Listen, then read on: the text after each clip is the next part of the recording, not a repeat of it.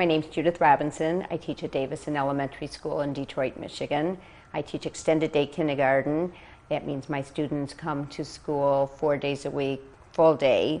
They are the highest need students that we assess at the beginning of the school year. No one can be 6 years old by December 1st, which is our cutoff date, so I can't take anyone who's over age. So all of my students who come in are 4 and 5 years old. This is my 27th year, and it's been at Davison the entire time. What I was doing with my students was extending our Houghton Mifflin Readiness Series, and we're on the theme of going places. So we have been talking about different ways of going places and defining vehicles. So what we did was take a story that is not related at all to going places, but we took Brown Bear, What Do You See? And we wanted to extend it into using the pattern, classifying and using vehicles, naming different kinds of vehicles, and then creating our own story and slideshow using a pattern and vehicles. My main goal and objectives for my students on this activity is that they could follow a pattern, that they could classify, and that they can communicate through writing and drawing. I would assess my students on this activity by their participation in what we're doing, by being able to think of different vehicles and being able to add to our web that we were making our first time and then in the second lesson, and then by being able to apply it to a story, to a picture, and being able to draw it and being able to tell me what it is they were drawing and that it actually was a vehicle. The rubric for this activity is really that they are participating and giving an accurate vehicle, something that does go. There's no assigned rubric for this kind of activity. We are reenacting this activity, although parts of it had been done before. They wouldn't have remembered all of it, and they do it differently every time. They're kindergarten and they're unpredictable, so what you see is how they really acted the first time too. We did our web the first time and they came up with great ideas. The next day they were able to come up with more ideas because they were sent home with the idea of looking around and seeing what you see on the street, in the air, in books, on TV, anywhere, and we were able to add to that. The Brown Bear story they've heard before because I use it at the beginning of the year with colors. They like the pattern and they pick up on the pattern very easily.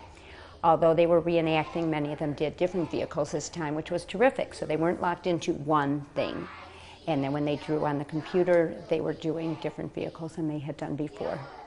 The fact that my students can come in with no computer skills at all and be able to draw on the computer what they are drawing on paper by the second semester is just so amazing that they are able to pick that up. They experiment with the computer more than any adult would. They are fearless, they have so much fun, and they help each other. Even my non-English speaking students will help each other or pick up their computer skills, and it's just so great to see how they develop using this because this is the only place they have it. They don't have computers at home.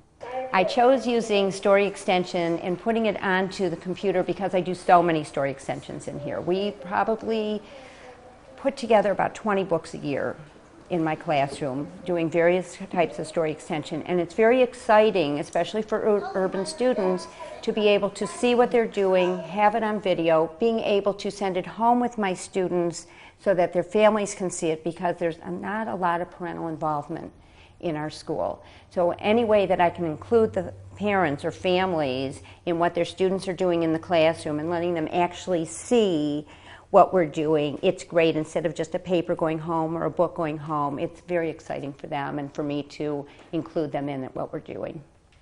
My students were actively involved in a somewhat informal setting so that they could all participate or not participate as much as they wanted to. They were working with patterns and connections on what we were talking about with vehicles and also the pattern of the story. I was drawing on prior knowledge with them, so they were interpreting what we were talking about and being able to communicate both verbally, and I was writing it down, and that what they were able to draw on paper and then on the computer. They were using thinking skills because they had to think first of what vehicles they could think of, and then they also had to think about what they were going to draw. And when I have my students think, I have them close their eyes so they're blocking everything out and just really try to think about what they're going to do. And when I say to them, think, that's what most of them do. So they're very good at that.